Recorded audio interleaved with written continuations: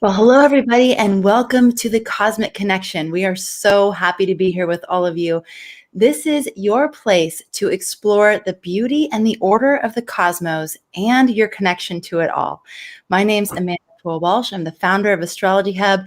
I'm here with your favorite cosmic navigator, Rick Merlin Levine, and we are going to be diving into July today, which is always I look forward to this so much, Rick. It's like, okay, what's Rick going to say about the next month? So we'll be doing that here in just a sec. And to review last month. I have my crystal ball to look at to tell me what's going to happen for the month. Great. Well, we know that's what you're really using. So last month we were talking about, June was Act 2 of the old versus new, which I'm going to ask you about in just a sec, Rick. But before we do that, most of you probably know that we have our chart reading demonstration month with Rick coming up in August. So Rick is going to be reading charts in front of you and telling you what he's doing as he's doing it. So you can learn Rick's technique in real time. This is the perfect next step for any of you who took Astrology Foundations Level 1 and Level 2. But it's also great if you didn't. So we're saying that those courses are recommended because that will give you the foundation in the techniques that Rick is using, but not required. So if you already read charts and you have your own way of doing it, this will just be a great way for you to see how another amazing astrologer does chart reading. Yeah, and I've had a couple of people think that they were, by signing up for the course, getting their chart read. Right. And it's really only going to be, there's going to be 4 live sessions that will be recorded. So if you can't make it, you can watch them at your convenience.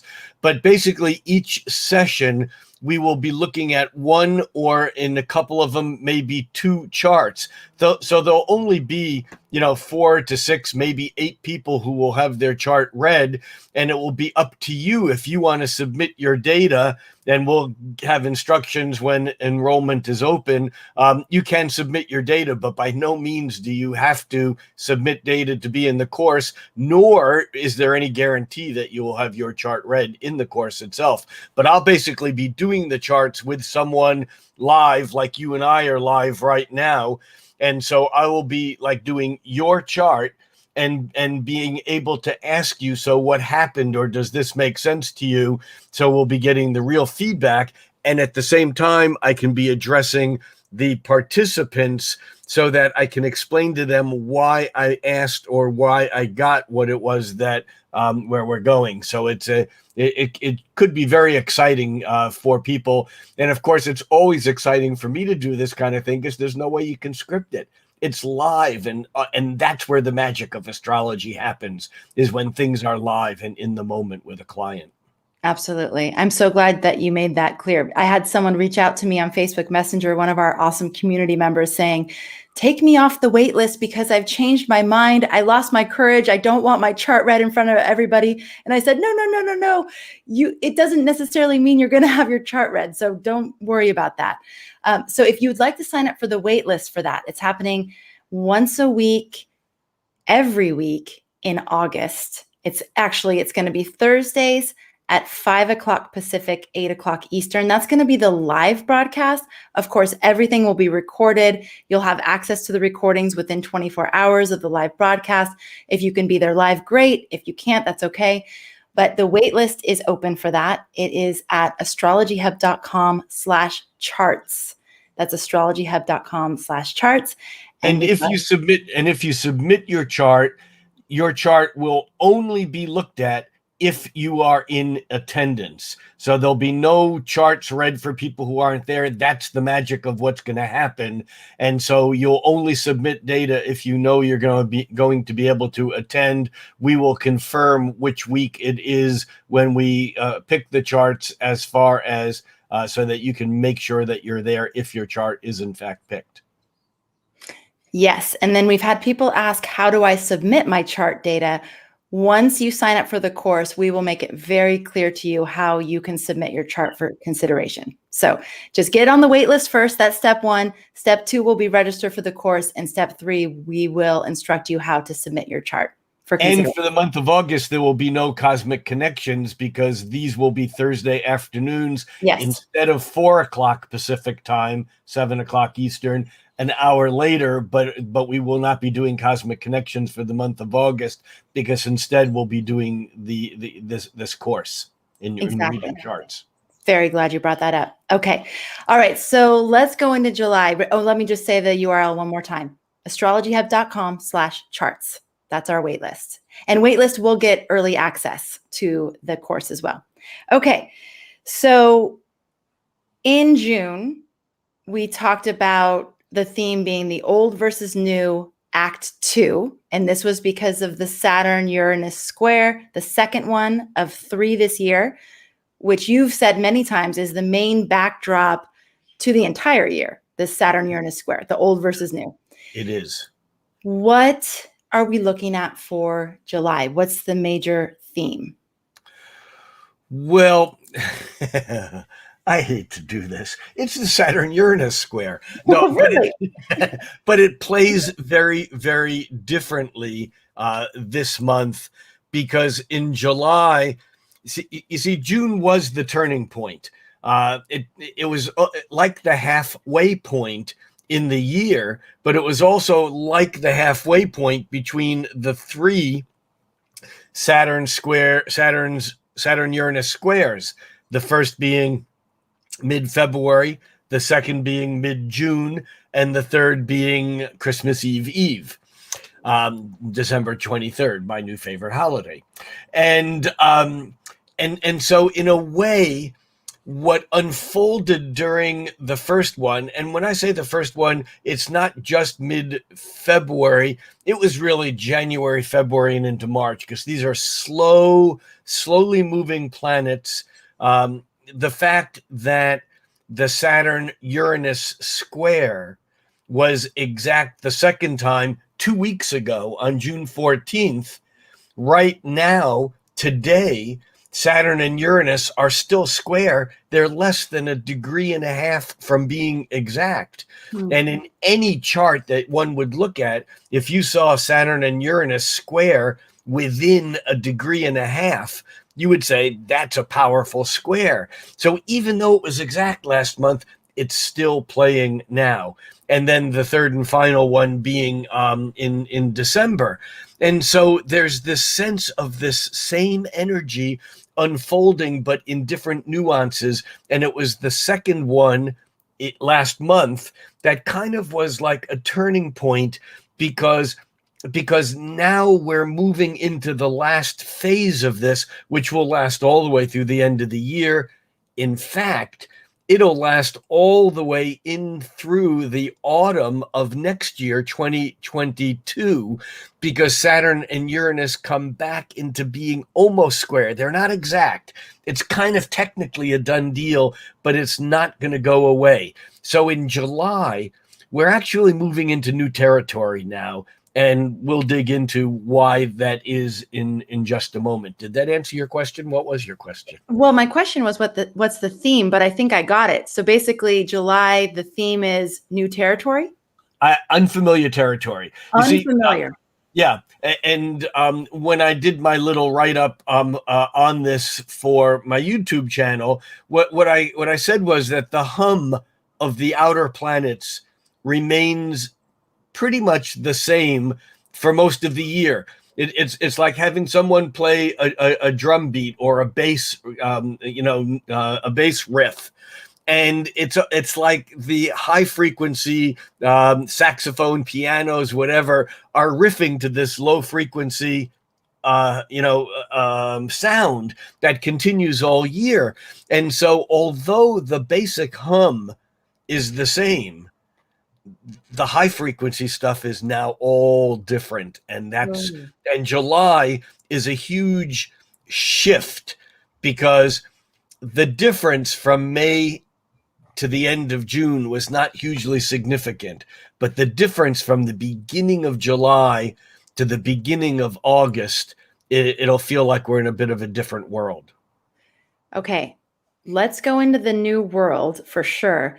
And I would love to also visit later this concept that this Saturn-Uranus square energy is with us all the way through autumn of 2022. I haven't heard you say that before. So this is new news. I thought this was just a 2021 thing.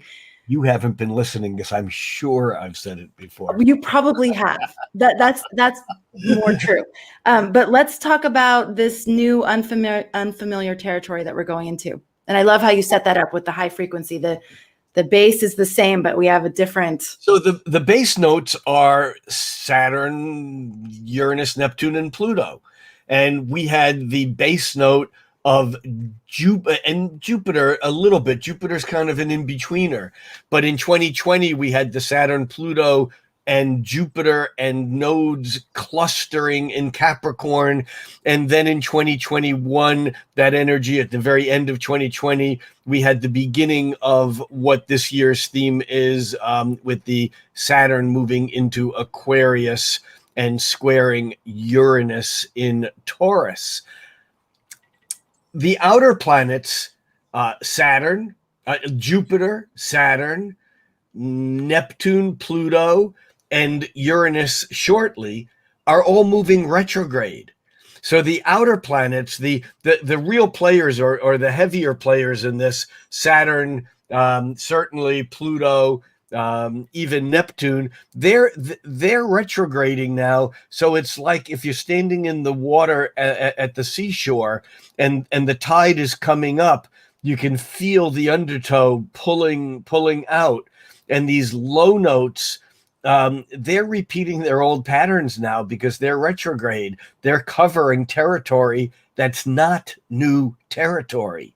And so the deep sense, the drums and the bass are basically going, even though it's the Act 2, or even though it's the second movement of the symphony, the lower notes are basically recapitulating or reviewing the themes that we've had since the beginning of the year. However, and this is a huge however, Mercury is now direct after having gone retrograde. It's still in its shadow. And we're going to talk about that in a moment because that has a key piece in here. But Mercury will be coming out of its shadow, I think, on July 8th. But Mercury is moving direct. Venus is moving direct. Mars is moving direct. And so we have the three high frequency. This is the violin, the piccolo, and the trumpets. I'm just showing off my musical knowledge of which instruments play which register.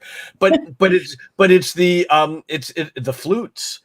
It's the high frequency notes right now that are exploring new territory, even when they're not supported by the bass and maybe even the timpani in an orchestra, still going ba boom, ba boom, ba boom, ba boom. And it's an old theme, and it feels the same on some level, but the faster moving planets, because they're moving direct, they give us the illusion of that we're going someplace new and exciting. And even let's just focus on Mercury for a second, because as we know, Mercury turned retrograde back at the end of May, and in fact, Mercury turned retrograde at 24 degrees of Gemini. So Mercury's whizzing through Gemini at home. It's its domicile. Mercury is just whizzing through noisy Gemini. And by the end of May, it's almost through Gemini. Normally, Mercury can go through an entire sign in 2 weeks, two and a half weeks. But here we have Mercury going in through Gemini. And as it gets to 24 degrees of Gemini, the end of May, it slows down, and then it stops to turn retrograde. Mercury retrograded all the way back to 16 degrees of Gemini. So I say all the way back, it really only retrograded 8 degrees, and it's unusual for Mercury in a retrograde to cover such little ground over a long period of time, over 3.5 weeks. Mercury turned direct on June 22nd at 16 degrees of Gemini.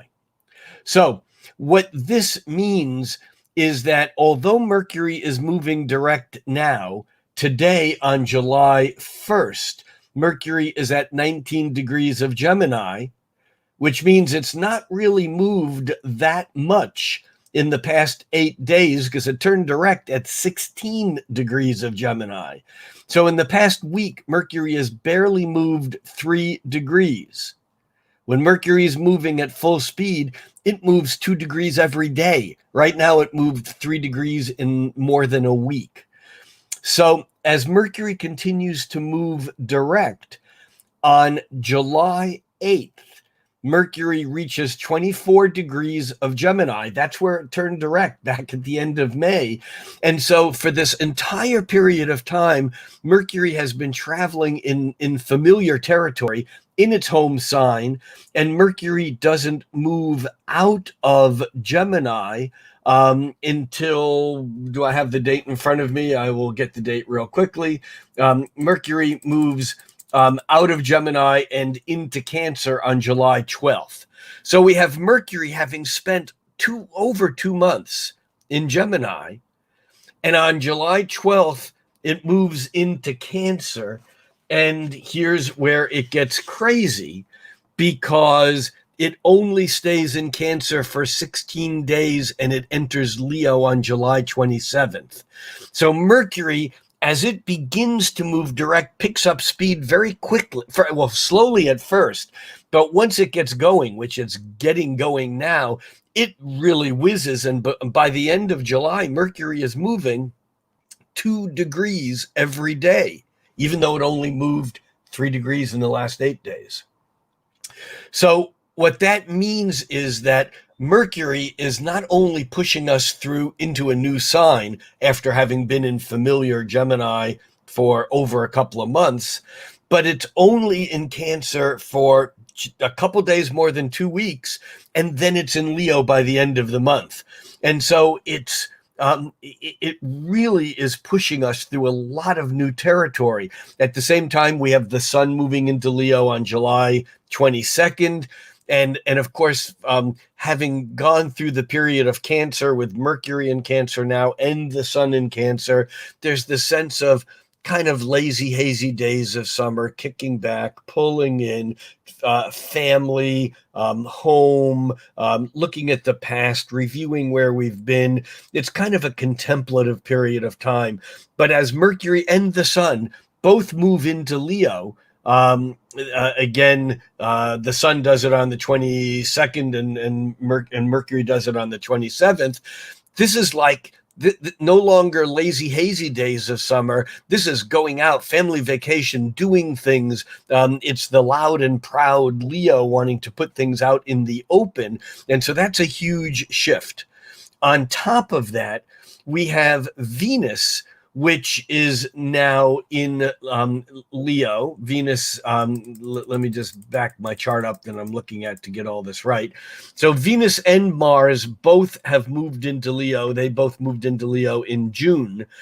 And Venus and Mars moving through Leo now is giving us a little bit of foreshadowing to what's coming ahead. You know, the outgoing part of summer, certainly the heat, with both Mars and Venus in Leo, and at least the heat wave here in the Northwest, it was up over 100 degrees for 3 days, which is record breaking here. I mean, for the rest of the world, in Arizona, that's just another day. But here, each of those days were all-time high records. But what happens is that Venus moving through Leo enters Virgo on July 22nd, and then Mars enters Virgo on July 29th. And so we're having these inner planets, an extraordinary amount of change. We have the sun moving from Cancer to Leo. We have Mercury moving from Gemini to Cancer to Leo. We have Venus moving from Leo to Virgo. We have Mars moving from Leo to Virgo. And on top of that, we have retrograde Jupiter, which had moved into Pisces a couple months ago. And now Jupiter retrograding on the 28th backs into Aquarius, which takes us on another kind of, that's the backwash, the undertow, and it kind of confirms this remedial journey that we're on, that's not letting us yet escape from the past, from the last year or so's stuff, but it's giving us time to further prepare for where we're going, and going ahead. But it's all these planets, these high frequency planets, that are changing signs. And of course, they're making aspects too, because when planets are either retrograde or turning direct to retrograde or retrograde to direct, because they're moving slower, they don't make as many aspects. But July, where all these planets are moving forward and moving rather quickly, we have just a tremendous amount of stress and pressure and tension from these faster moving planets to the slower moving planets. And July certainly begins on one of those notes that we will get to in just a moment. Okay, so that was your quote unquote opening volley, yeah? We have opening volley. Yes, so we have the outer planets continuing with their themes. So these themes that we've been working with throughout 2021 and 2020, they're staying consistent in their drumbeat. And then we have lots and lots of change. I'm kind of thinking it as like the melody changing. Yeah. The melody's changing. But it's just almost like a new way to look at the same things. Might be. That might be. So. Okay. Yeah, let's go into the next thing. And I'm hearing the echo again, which won't matter so much when you start talking again. All right. Well, if you want me to put my headphones on, I will, but I'd prefer not to unless I have to. Okay. All right. So the first week of July is like someone sticking needles into a sleeping beast. It's like there's some fairy tale. I can't remember which one. It's like awakening, the monster. And the first week of July, and we are there today. And actually, in my daily that's on Instagram, I know many people follow my daily on Instagram at Rick Levine Astrologer. In my daily for today, I actually, before it went down, wrote and talked about how today's energy is actually stirring up energy that we've been working with for a while, because what happens, or what happened, is that today we have Mars at 12 degrees of Leo opposing Saturn at 12 degrees of Aquarius. Mars opposing Saturn. Now, normally Mars makes a hard aspect. I say a hard aspect, a conjunction, an opposition, or a square, roughly once every 6 months or so. I mean, Mars is a 2-year cycle. And so in 2 years, it's going to make a conjunction, a square, an opposition, another square, and then back to the conjunction.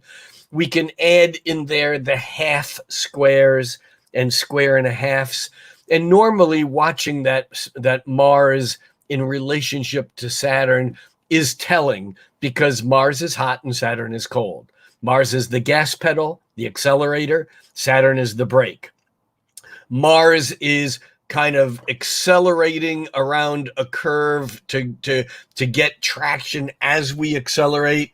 And Saturn is basically the wall that we skid into if we go too fast. And so this Mars opposing Saturn by itself today is an aspect that's noticeable, because it's often about hitting a wall. It's often about frustration. It's frustration because we're hitting the gas and reality is saying, no, we're hitting the reality's hitting the brake.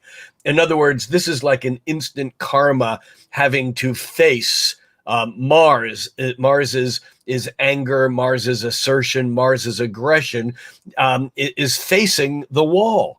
It's backed up against the wall, or it's facing the law of the land, or it's facing authority. And here's the interesting thing is that 6 months ago, when Mars was moving through Aquarius, I'm sorry, 6 months ago when Mars was moving through Taurus, sorry about that, on January 13th, Mars was exactly square to Saturn.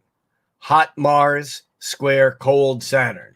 On January 13 was the day that the United States House of Representatives impeached Donald Trump, on the day that Mars squared Saturn. And then the next hard aspect that Mars made to Saturn was when Mars made a square and a half. That's 90 degrees and plus another half square, or 45 degrees, that 135 degree aspect. When Mars made that aspect to Saturn, that Mars making a sesqui-square, square and a half, or a sesquiquadrate, they're all the same thing. That was on April 19th. And on April 20th, the Minneapolis Police Department officer, Derek Chauvin, was found guilty on all counts of the murder of George Floyd. On the day, okay, not on the day, within 24 hours of Mars making that sesquiquadrate to Saturn. And now today, on the day, and today is, for the record, July 1st, today Mars is opposing Saturn, and the Trump Organization has been indicted in federal court. So, in the state of New York. So there's something here that has to do with that, again, that poking the sleeping giant, awakening some energy, that every time Mars makes that hard aspect with Saturn, we get another round of hot red, or in this case orange, bumping into cold, laws, authoritative Saturn. Now, again, I'm not predicting the outcome of any of this. I've long given up on trying to understand, where things are really truly going. I just know where they are today, and I know where the planets are today. But I also know this, that normally that Mars-Saturn connection is significant and important. But remember, Saturn is square Uranus. And what that means is that when Mars makes a hard aspect to Saturn, it's going to make a hard aspect to Uranus too. So like right now, today on July 1st, Mars is opposing Saturn, but by July 3rd, Mars will be squaring Uranus. Let's just hold that for a moment. And let's go back to the January period when on January 13th, Mars squared Saturn. A week later, on January 20th, was the day that President Biden was inaugurated. I'm just looking at key dates and the moments in time. In fact, the Mars sesqui-square, that's a square and a half to Saturn, that occurred when Derek Chauvin was found guilty, just a few days later, when it was a week later, I think, when Mars actually reached the half square to Uranus, that was the day in which Dante Wright's murderer or person charged, the woman police officer who claimed that she thought she was drawing a taser and actually drew a gun. But that was the day when she was charged, I think, with second-degree manslaughter. But the point is that we still have another shoe to drop here, even though the charges have been made or the indictment has been filed in court today. The fact of the matter is we're heading into a major holiday weekend here in the United States, and Mars not only has opposed Saturn, or at least that's today's aspect. It did it early this morning. But tomorrow, Mars makes a trine with Chiron. And again, we talked about this last month about how Saturn, the status quo, squaring Uranus, the new, the progressive, that square every time it occurs this year. Within a few weeks of it, Saturn also makes a sextile with Chiron, which has the capability, the potential of healing. And now with Mars in the picture, this is different than the other times back in January and April. Mars is actually making a trine to Chiron. Saturn just made that sextile to Chiron just a couple weeks ago, or about a week ago, the end of June. And so we're getting this potential for healing. Don't know how that's going to look, how that's going to feel, but that occurs exactly on July 2nd. And then on the 3rd, Mars squares Uranus. The sun on the 3rd also squares Chiron. That healing is not easy, that we can see some upset. We can see some action perhaps in the streets or at large gatherings, celebrations. And this continues because right behind Mars, remember I said Mars is in Leo and will head toward Virgo, right behind Mars is Venus. And so just as Mars clears the opposition to Saturn on July 1st and the square to Uranus on July 3rd, right behind that, Venus on July 6th opposes Saturn, then trines Chiron on the 7th, and then forms its square to Uranus on the 8th. So this first week of July is like rock and roll. And whether it's stuff that unfolds globally, economically, politically, whether it's on a social level or not, and it looks like it already is, we're seeing the makings of that, this is also on a personal level. So, we have to be careful about bypassing this whole personal involvement and saying, oh, it's just happening out there and I have nothing to do with it, because this is about each and every one of us bumping into first the physicality of either going too fast or saying too much or thinking that we know when we don't. That's Mars opposing Saturn.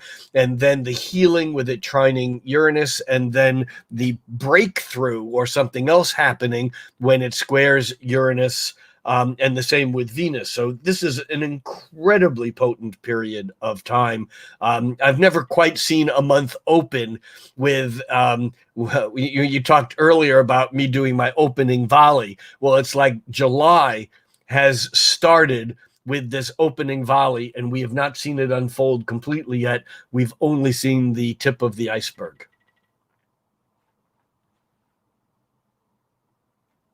I think you're on mute.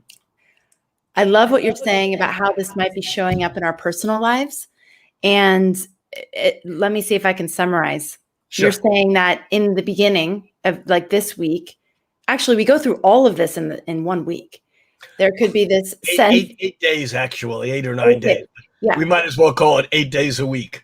Right. Okay. So there's this bumping up against physicality. So our limitations, our physical limitations, that maybe could be the limitations of another person in our life as well. Like it's an opposition. It's a relation. It certainly can be relationship oriented. It can be someone saying to us, "You've gone too far. Don't do that." It can be us saying that to someone else, feeling like someone is infringing on our territory. But then with the Uranus involved, it can get a little crazy. So some unexpectedness in there. But then what you're saying is, so we have that initial bump against the wall. Then there's the potential for healing because of Chiron's position. And then there's breakthrough because of Uranus, correct? Yeah. Potential. I mean, all this is potential. This. And you know that, yeah, that's right. You know the saying, you can lead a horse to water, but you can't make him drink. Yes. So that you can offer Mars a Chiron trine, but you can't make Mars forgive. Nice. Don't quote me on that. You might just see a meme where we're saying that you said that. Okay, so that's fascinating. I don't know about all of you where you're seeing this show up in your life already, but this, overextending ourselves and realizing where those boundaries are, that seems to be a big theme that I think probably a lot of people are working with. And remember, on the 8th, just as Venus moves through this square, on the 8th, that's the day that Mercury returns to the place that's 24 degrees of Gemini, where it went retrograde back at the end of May. So by July 9th, 10th, 11th, and 12th, all of a sudden, it's like, and there's no aspersions here towards Kansas. This is Dorothy saying, Toto, I don't think we're in Kansas anymore. All of a sudden, the unfamiliar territory gets really unfamiliar. We've not been here before because Mercury is now pushing into new territory before it moves into Cancer. And the other thing, of course, that happens here on the 9th is that's the first lunation of the month. This is the new moon that occurs on July 9th at 6:16 p.m. Pacific Daylight Time. So that's 9:16 Eastern Time. And for anywhere else in the world, you need to count on your fingers how many time zones away you are from here. But that new moon in Cancer, the new moon in Cancer is always a profound new moon because the moon is at home in Cancer. And so it's kind of like a major reset of home and family and nurturing. We have to remember that the United States of America is a cancer. And I don't mean like it's a terminal disease, although it may be that too. The fact of the matter is that the United States was born July 4th, 1776. And as a country, as a people, we have a lot of focus on homeland, on boundaries, on creating a shell like a crab. A cancer is just Latin for crab. It's the hard outer shell that we want to hide behind, whether it's immigration policies and or building walls. This idea of protectionism that has largely, United States seems to vacillate between this imperialistic going out and conquering the world and coming back and pulling in and saying, oh, let's take care of ourselves. And this new moon in Cancer is actually a re-imprinting, a re-emphasizing that part of us that says if we don't take care of ourselves, we can't take care of anyone else. And this new moon in Cancer is about nurturing, but it's not just about nurturing those we love. It's not just about nurturing our friends and our family. It's about nurturing ourselves because, as the saying goes, love begins at home. And the home here is our own soul, our body, our past. And so this becomes an important piece of the July picture. And interestingly enough, this new moon is forming a sextile with Uranus. The actual sextile with Uranus is really a couple days before the new moon. The sun's sextile with Uranus is on July 5th. But again, we're coming back to the July 4th, the Independence Day holiday. And there's an expression going on that we want to express our homeland, our sense of freedom. Uranus, the new moon is sextiling Uranus. And so there's that sense of self-expression becoming very, very important. And we also have Venus and Mars in Leo. And they've been tracking kind of at a similar pace, and Venus and Mars actually conjoin on July 13th. And in Leo, this is huge self-expression. This is creativity. This is a very powerful period of time. The moon moves through Leo on July 11th, 12th, into late on the 12th, and then it goes into Virgo, while Venus and Mars are joining up. And I think that the creativity that we can find on a personal level, whether it's romantic or playful, or actually if you're an artist or poet or painter or creator of any sort, man, aim your mojo at that mid-July period and ride that moon moving through Leo and joining up with the Venus-Mars conjunction, because that is a very powerful period of time. And on top of that, we also have Mercury on the 12th forming a trine with Jupiter, and all of this is really quite powerful, quite significant. Rick, we have a question from Sherry. She's wondering, in our personal lives, are we going back to 2012, 2013? Is that a time period that we're revisiting right now? 2012. I'm not quite sure where she's getting that. 2012, 2013. I'm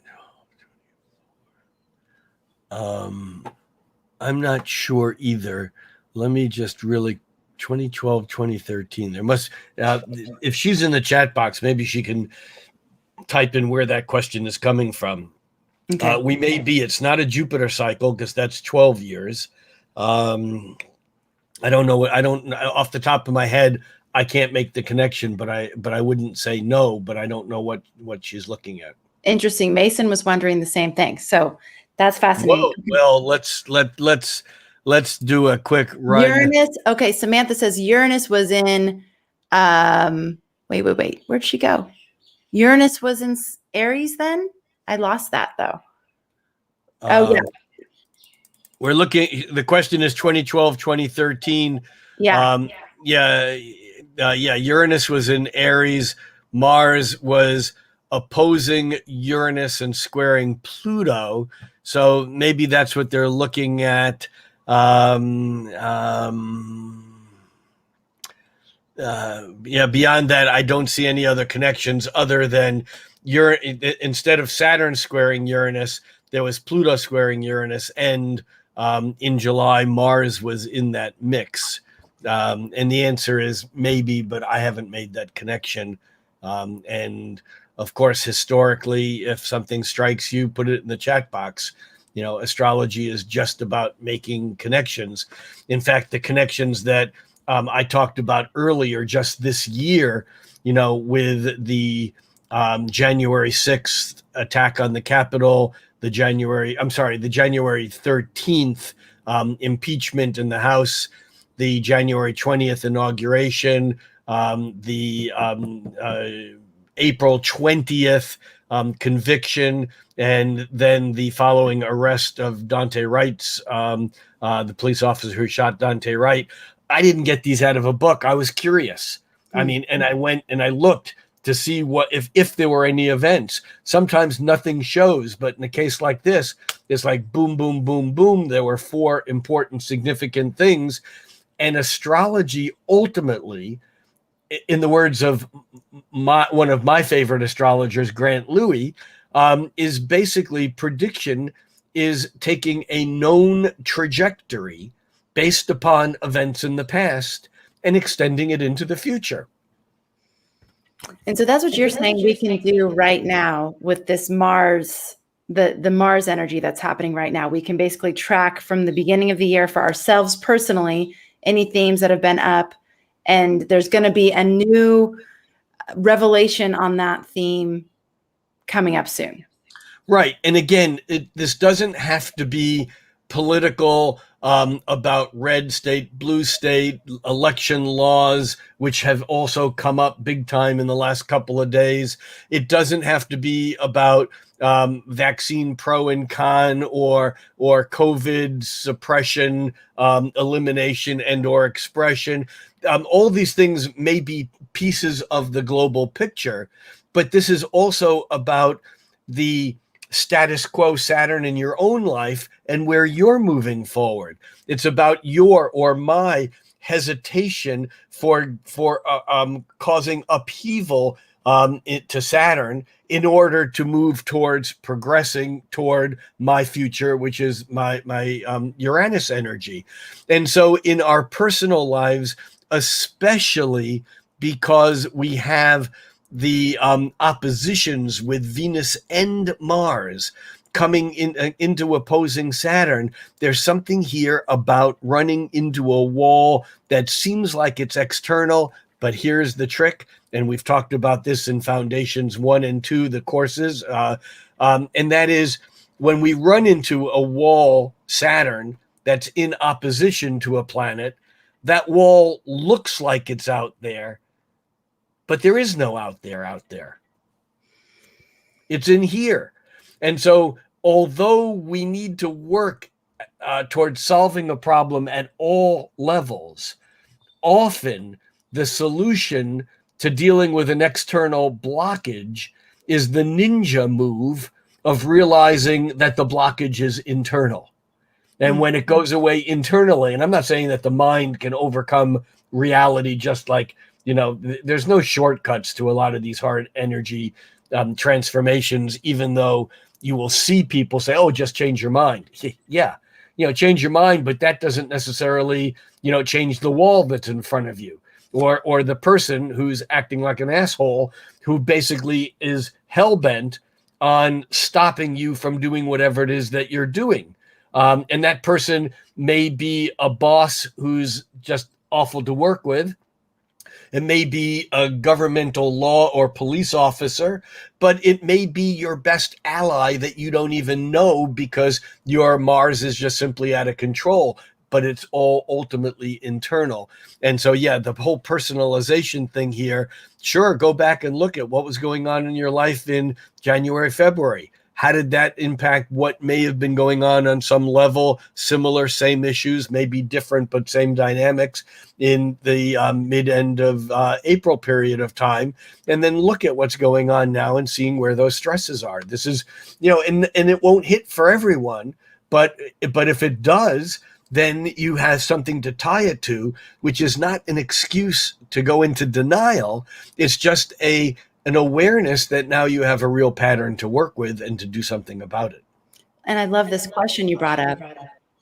I'm hearing that echo. Oh gosh. It seems to go away. Okay. Let's see if this works. Okay. Thank you. It's just hard to talk when you're hearing yourself twice. Sometimes it's hard to talk when you're hearing yourself once. So much better. Thank you, Rick. I know you don't like wearing them, but I really appreciate it. Okay. Yep. But one of the things that you just said that's really interesting. So if you find yourself in the situation where it seems like you're hitting against a wall and it seems like that wall is outside of you, I think that question you brought up earlier, where do you have hesitation of upheaval? Where are you hesitating to make a change that would obviously create some pretty big ripple effects in your life? But where are you running up against that inside of yourself? And where is that holding you back from progressing into that next place of change that you're ready for? Yes. And the flip side of that is, where are you blindly running ahead, where if you slowed down just enough and respected some of the tradition, some of the laws, how you could actually be more effective at getting to where you want to be, although you might not get there today. If you got there today, you might take down things that are really important. And instead, if you use Saturn and say, I need to focus on the long haul, it's not about what's happening today, this week, even this year. If I look at a 5-year plan and a 10-year plan, I mean, I remember as a kid growing up and hearing about the Soviet Union having 5-year and 10-year plans, and thought, in the United States, have you ever heard of a 10-year plan for anything? No, because we have Uranus rising in our birth chart. Everything is about instantaneous gratification. And so, yes, on one hand, it's about, acknowledging what's holding us back, so that we can be free to move forward. But by the same token, it's how do I employ the structure, the status quo, to give me the stability that I need so I can move forward more consistently. Wow. It's interesting. It's like there's a period of identifying within yourself whether or not you're leaning more towards the Uranus, like let's just blow everything up, or leaning more towards the Saturn, like I'm afraid of the change. And then modulating based on that. I mean, certain people may need to get a little more Uranian. Certain people may need to bring more Saturn in, and that would be individual for each person to decide. And in my YouTube posting for the month, I wrote, it's nearly impossible to predict the outcome of so many conflicts that are continuing to brew. Nevertheless, it is easy to see that the extreme positions that continue to solidify cannot exist alone. The progressive and sometimes radical energy of futuristic Uranus requires some Saturnian stability to survive. The cautious and sometimes conservative energy of karmic Saturn requires some innovative Uranian energy to pump life into a system that would otherwise die from lack of movement. All right. So we are at the middle of July. What do we have after that? We went through the new moon and... Well, let's see. We went through the new moon on July 15th. Well, so the energy shifts a little bit because what happens is that the Cancer new moon on July 9th is also, it tempts us to do what Cancerians do better than anything. Withdraw, retreat, pull in, which isn't always a bad thing, because that's pulling inside our home, inside of our family, inside of our own emotional world. It's that self-protection thing. And so that new moon really tempts us to withdraw from the conflicts of Saturn Uranus, the conflicts of these times.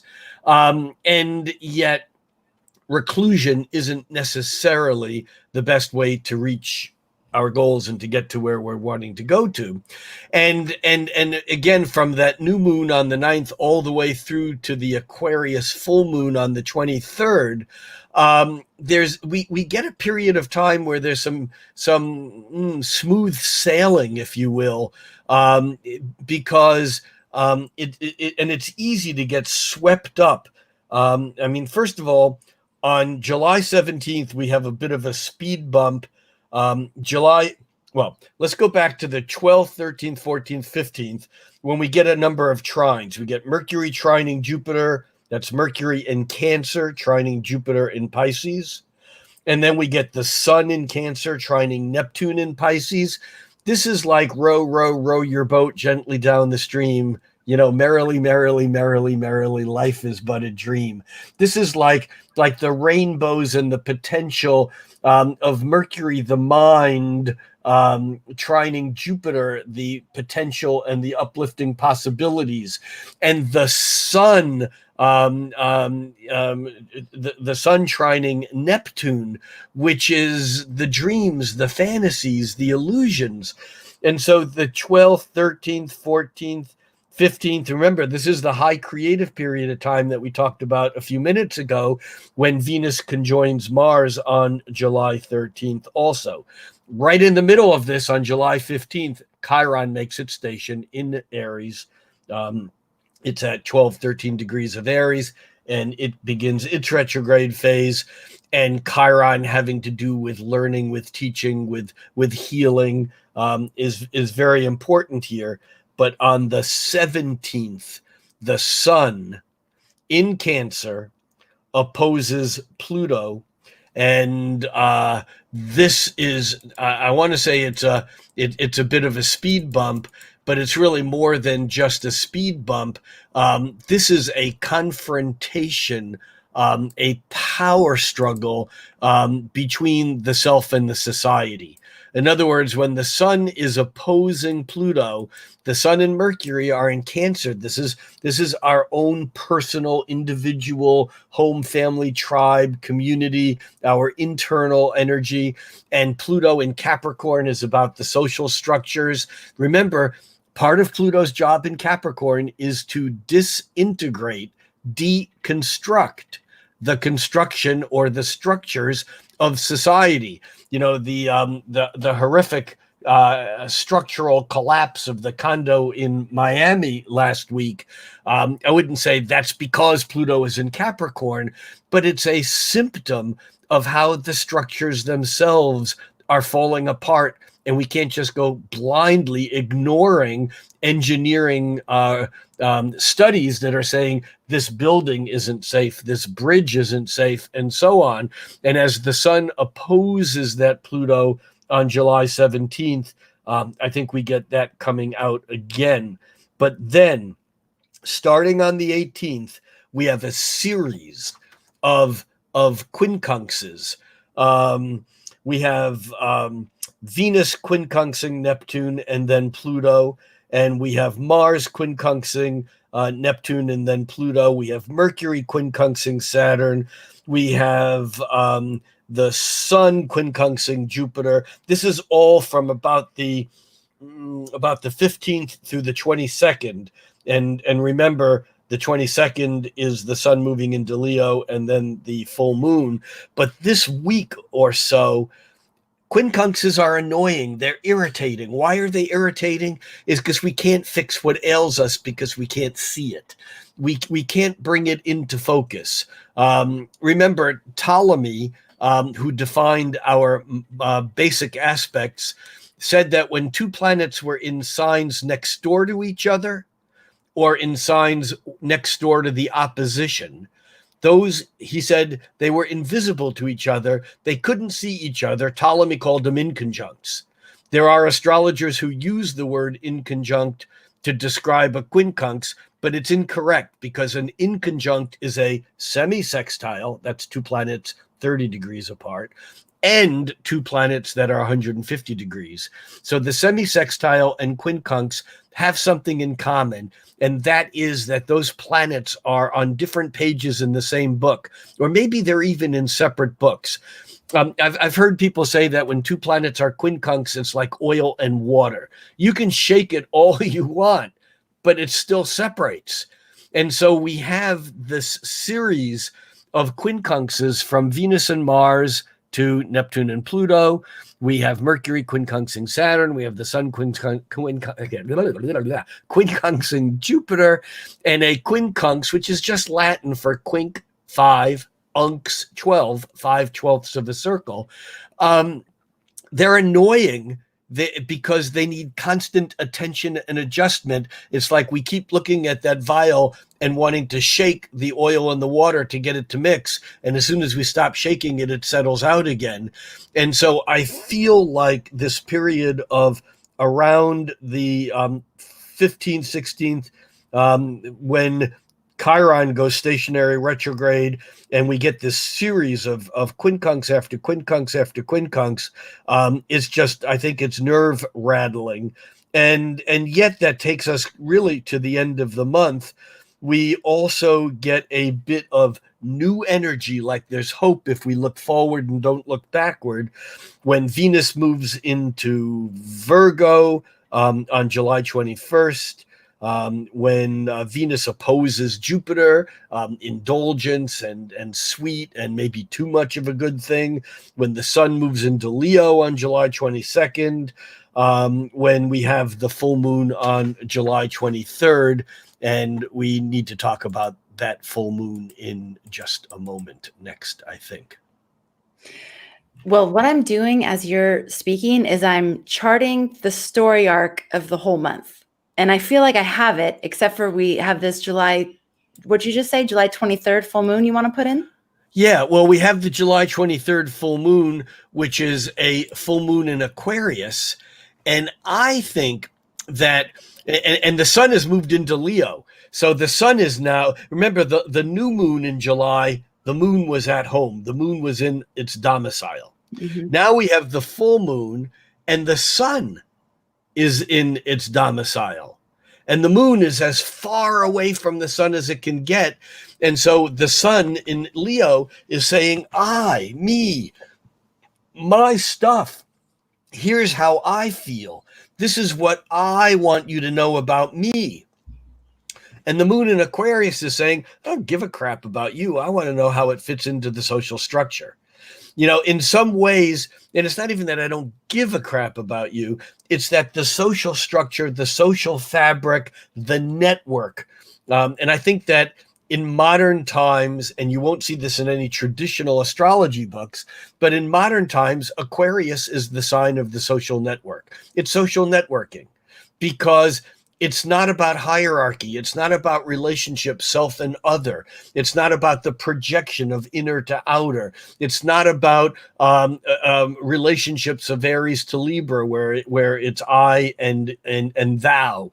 It's not about relationships of control or dominance and submission, like the second house to the eighth house or Taurus to Scorpio, where there is a power dynamic where one person is in charge or on top. Instead, with Aquarius, it's evenly distributed. And so we have the moon in Aquarius approaching Saturn in Aquarius. So it's not all easy, but there's the dynamic of where does my personal expression fit into the larger scenario? And there's something else about this full moon in Aquarius. And that is, remember, the signature event of maybe the entire decade will be the Saturn-Pluto conjunction that occurred in January of 2020 on the same day as the first reported mortality of the coronavirus, and on the same day that the Wuhan Coronavirus Research Center announced the genome of that virus. That occurred on January 12th of 2020. And now, even though Saturn and Pluto have moved farther apart, they're about 15 degrees of orb. We're still working on that opening phase. It's like a new moon a couple of days after the new moon. It's still new moon energy. We're still at the beginning of the cycle. And so what's significant about this full moon is that the full moon in Aquarius, it's only 1 degree of Aquarius. It's just moved from Capricorn into Aquarius. It's contained by Pluto on one side at 25 degrees of Capricorn, and Saturn on the other side at 10 degrees of Aquarius. And so we have the full moon in futuristic Aquarius kind of caught between a rock and a dark place. The rock is Saturn and the dark place is Pluto. So I think this is a really important full moon. The full moon is also forming a quincunx with Venus.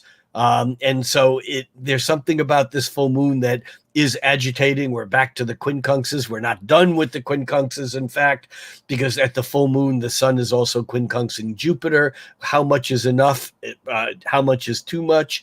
And then there's one additional thing about this quincunx that my regular followers would be annoyed at me if I didn't mention. And that is that the full moon is very, very tightly septile to Neptune and very tightly biseptile to Uranus. I mean, it's like almost 0 degrees, 0 minutes of orb. A septile is 1/7 of a circle. We can all easily imagine a 5-pointed star, but a 7-pointed star is a bit more complicated. What we have at this full moon is the moon in Aquarius, Neptune at 22:59, almost 23 degrees of Pisces, and Uranus at 14.5 degrees of Taurus. These 3 planets are exactly, within a few minutes, within a slight fraction of a degree, they are on 3 adjacent points of a 7-pointed star.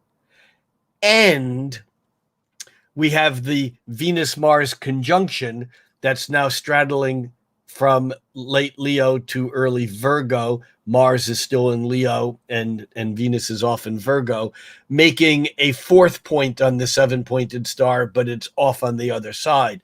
And what this tells me, septiles, for anyone who doesn't use septiles, I'm sorry, you're missing an incredibly powerful dynamic in astrology. Traditional astrology only uses aspects that fit into the 12-fold zodiac. Anyone who's taken the fundamentals course knows that you can divide a circle not only by 1, get a conjunction, 2, an opposition, 3, a trine, 4, a square, 6, a sextile, but you can also divide it by 5. That's 72 degrees. You get a quintile, and 7, which is about 51 1/4 degrees, but it's uneven. It doesn't fit in. And that's the thing about septiles, is they're otherworldly. They're supernatural. They don't fit in. And this full moon in Aquarius on July 23rd, it's things come through from the other side. Will we be looking at another level of alien disclosure? I don't know, but there's something here around toward the end of July as that full moon kicks that off. That's very, very powerful. And then the end of July, it's almost like we get to glide into new territory. I mean, we have on the 24th, we have Mercury making a harmonious trine to Neptune. This is like we should all be spinning yarns and singing songs and writing poems and just be out in nature and kind of imagining and dreaming, reading our favorite fantasy books. I mean, this is the 24th.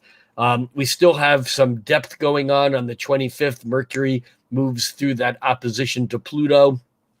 Another thing about power dynamic that cycles back through just for maybe a day. But then on the 27th, Mercury moves into Leo. We talked about this at the opening. Mercury moves into Leo on the 28th. Jupiter backs into Aquarius. No, I'm sorry, Mercury moves into Leo on the 27th. Jupiter backs into Aquarius on the 28th. And then Mars opposes Jupiter. This is sporting. This is combative, but not necessarily militaristic, although it can be. This is exuberance on the 29th, on the same day that Mars then moves into Virgo. It's almost like Mars goes, wow, I better not be so loud, because Mars pulls back into Virgo on the 29th. And that takes us through the end of the month, where we kind of are feeling, I think, a bit out of sorts. We have a bit of angst going on because we are now in new territory, and we're not quite sure how we got here, and we're not sure what we need to do here. Okay, so essentially unfamiliar territory. Exactly. That brings us right back around to our theme, which you said is unfamiliar territory. And I basically came up with 7 major things for the month. I like it. Okay. The first, and I'm going to break it down in order. So essentially, we have this intense poking in the beginning of the month, like something is awakened, the beast is poked with the needles, and there's an eruption kind of energy. Yeah, it's Pokemon. Pokemon, yeah, exactly. Pokemon. Okay, and then we go into which within it has a little bit of the healing potential. The second major thing, though, is this breakthrough energy. So we have the poking that then leads to some sort of breakthrough, which puts us in some new territory.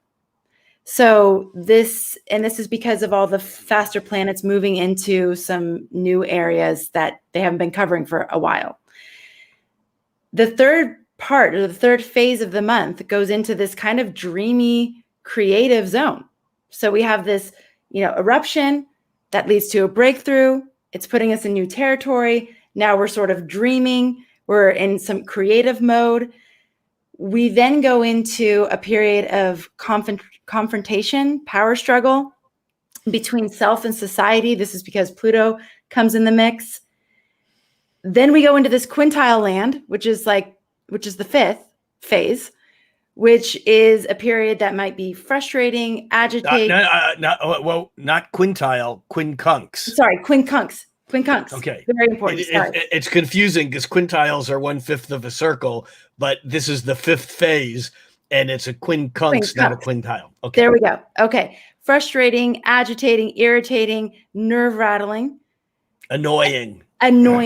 Mosquito in a tent at night when you're trying to go to sleep. So annoying. It's just annoying. Okay. And then that brings us into this period that is sort of towards the end of the month, which is a little more hopeful. You said hope if we look forward and not backwards. If we're looking backwards, we might feel some angst because we're in new territory. We're far away from the dock. We're out there in this new territory. So that might make us feel anxious. But if we do continue to look forward, we could feel hope and exuberance about what's next. All of this sort of encapsulated with this, again, this beat, this drum beat that is the major theme of the year, the old versus the new. And I love that you brought it in with the full moon, this caught between a rock and a dark place, which is a different flavor of that same theme that we've been working with, bringing in the old versus new, but also this revelation energy. Like there's been things being revealed, things being drudged up from the depths, and that continues. Yeah. That continues throughout the whole month. So we have 6 main phases of the month, but with a 7th, like this is the encapsulating energy of the whole entire thing. Does well done. Sense? It does to me. All right. It didn't until you said it. Yeah, well, that's basically what you just said for the last hour and 10 minutes. So we're working with a lot here. And you did it in 3 minutes. I'm impressed. We're working with a lot and we're going into unfamiliar territory. There's a lot of opportunity for us to explore where we are running up against, banging our heads against walls. And when we're doing that, is there some opening up to newness that we need to do? Yeah. Or if we're opening up to too much newness, if we're wanting to blow up the whole thing, where can we bring some tradition, some structure, some solidness to where we want to go and keep that 5-10 year plan in mind, which is hard to do these days, Rick, because we don't know what the world's going to look like in 5 to 10 years. So it's really hard to do any of that long-term sort of, but I guess keeping your long-term values in mind. That it's why we have 2 eyes. One eye on the immediate situation. One eye is labeled be here now, the power of now. And the other eye is labeled where am I going? What's down the road? Mm-hmm. Knowing that what's down the road can change completely as the immediate changes. There's 2 different focuses, and the better we are at keeping both of those focuses going simultaneously, even though they can be very different messages, and even though at times that long distance eye might change its destination completely based upon what it learns or experiences in the moment. Yes, very true. And Steve said you left out the ET subtiles, which is very true. That was what I was talking about with the bringing things to light. Like there continues to be these revelations. That's what I'm going to call them now, the ET subtiles. The ET subtiles, yeah, exactly. But there's more things to be revealed. There's more secrets. There's more things coming out of the darkness and into the light, which we've been working with for a long time as well. So, and I love the musical explanation you've given to the whole month, that we have this consistent bass, then we have this melody or the high frequency instruments changing and moving into new territories in this symphony of, it's still the symphony of 2020. It continues. The symphony, we're now in 2021, but it's a musical score that began in 2020, really. Yeah. Yep. So much amazing. Thank you so much, Rick. I love how you do this. You bring us on a journey every month. Thank you for being here for this forecast and for all the amazing things that we get to explore in between. If you're interested in our chart reading month, this is just a reminder to go to astrologyhub.com/charts, get on the wait list. You'll be the first to know when we open up registration.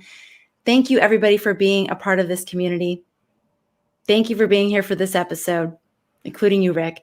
And thank you for making astrology a part of your life. We'll look forward to connecting with you on the next episode. Take care, everybody.